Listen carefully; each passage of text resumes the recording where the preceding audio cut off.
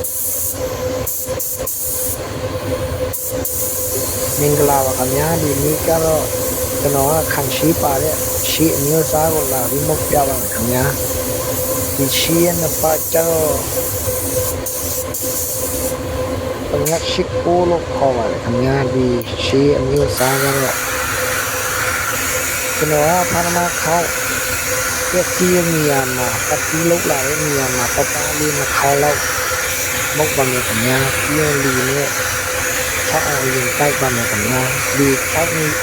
ရှီရချောက်လာပြီးရှင်ကျွန်တော်ကထပ်ပြား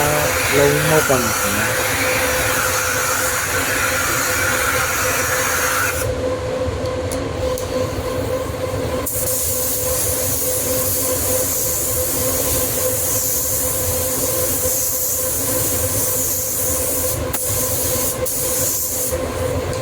ခုရှင်တပြားလုံးမဟုတ်တော့မယ်ခင်ဗျာကျွန်တော်ကအောက်ကနေပေါ်ကိုမုတ်သွားပါမယ်ခင်ဗျာရှီမုတ်တဲ့ခါရင်ကိုဆုံးတဲ့ရှီရဲ့အမျိုးအစားနဲ့ကိုဆုံးတဲ့ရှီဘလိုပုံစံကျော်ဆက်လာတယ်ဆိုတာအရင်ဆုံးပြီးပေါ်တော့လို့ပဲခင်ဗျာဒါမှကျွန်တော်တို့ပုံစံလိုက်မုတ်လို့ရပါမယ်ခင်ဗျာဒီညာနဲ့တနည်းရှီသုံး